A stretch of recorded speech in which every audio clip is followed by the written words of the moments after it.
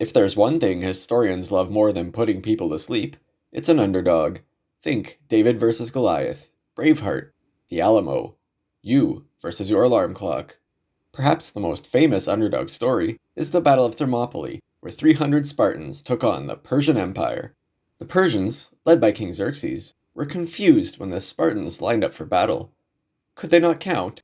The Spartans gave the Persians the finger, proving they could at least count to 1. So they weighed in, posed for their pre-fight press photos, and just before the bell rung, were interrupted. A single man marched into the middle of the battlefield toward the Persian army. An amused Xerxes allowed the man to approach unhindered, convinced it was some pathetic last-ditch effort by the Spartans to avoid complete annihilation. "Hello, friends," the man said. Hi," Xerxes replied. A sly smile crept along the man's lips, a twinkle appearing in his eye. Xerxes recoiled with terror, but it was too late. The man reached into his pocket and pulled out a comb. "It's the Atlas 9000, he explained, "the perfect grooming tool for the distinguished gentleman." All Persian doctrine hinged upon dodging unsolicited salespeople, from avoiding eye contact to pretending to be deaf. They had no counter for an ambush. Xerxes stuttered and did something awkward with his hands. He looked to his advisors, but they were no use. The salesman grinned, his product held high. Xerxes mumbled and eventually managed to string the words "oven" and "on" in the same sentence, and the Persian army swiftly retreated. Back behind the safety of their palisades, they dared to peek over their shoulders. On one hand, discovering the salesman had not followed them brought instant relief. On the other, watching the Spartans welcome the devil with open arms was quite disconcerting. When the Spartans began brushing their hair with Atlas 9000 combs, it became downright horrifying. The Spartans had not just welcomed the devil, they fed him his power.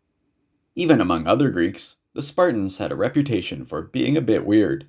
They trained day and night, they put pineapple on pizza, and above all, they had no aversion to unsolicited salespeople. The only reason Sparta had not conquered all of Greece was because the other Greeks had mastered the art of the deadpan stare. The Persians, however, had much to learn. When the Spartans informed the salesman a murderous Persian army was approaching, hell-bent on conquering Greece, the salesman was thrilled. 1,000,000 Persians? That's 1,000,000 people who need combs. Every time the Persian army tried to battle, the salesman swooped in, forcing them to withdraw. The Persians tried sacrificing part of their army to distract the salesman, but he recruited others to sell for him in exchange for their earthly souls. And that's how the first MLM was born. The Persians called the Spartans chickens, but the Spartans' perfectly combed hair gave them too much confidence to care. They tried luring the Spartans with Persian hairbrushes, but nothing compared to the Atlas 9000.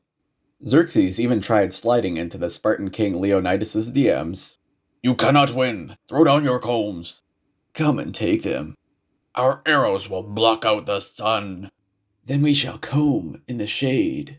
"We'll stop sharing our Netflix account." "Our comic books are ready." Of course, the Persians could have simply bought combs, but they knew better than to negotiate with a terrorist. Here's a trivia fun fact. In the movie 300, Xerxes has a shaved head. This was an attempt to get the comb salesman to go away, but it didn't work, because hair grows back. Fed up, the Persians found a Spartan not with the 300, and bribed him to betray a secret path. As promised, the Persians emerged behind the Spartan army. Unfortunately, they came face to face with the most impenetrable mullet wall ever assembled, and were forced to retreat. Thanks again, Atlas 9000. Xerxes cursed the Spartans and his foreign surroundings. If only he was at home, he would know what to do. Then it hit him. He wasn't at home. That wretched salesman had a fatal weakness. Xerxes assembled all his troops and had them fill out order forms. Yes, Atlas 9000 order forms. Had he gone mad? To the contrary. He instructed his men to falsify the records. Greece was a very long way from Persia. How was the salesman supposed to know where they actually lived? Swamped by paperwork, the salesman was thoroughly occupied when the Persians marched forward. The Spartan army was rolled over. The Spartans fought valiantly, of course, but there is only so much 300 well-groomed dudes can do. Persians looted the Atlas 9000 combs as insurance.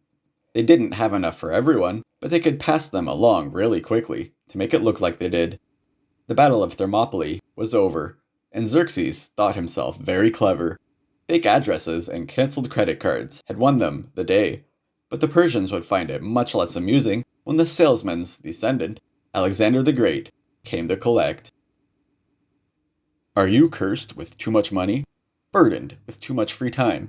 Good news! I'm an author, and my satirical fantasy books are just what you need. Links are in the description.